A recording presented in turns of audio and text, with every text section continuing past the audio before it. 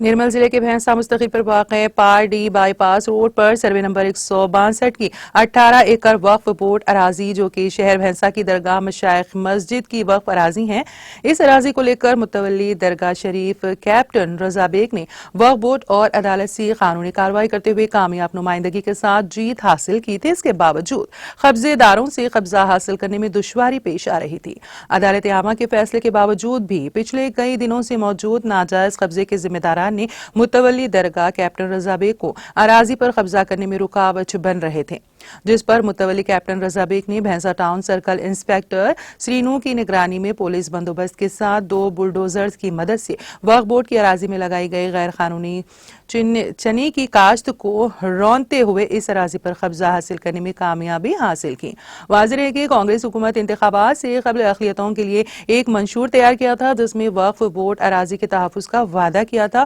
وہ وعدہ بھینسا شہر میں پورا ہوتا ہوا دکھائی دیا۔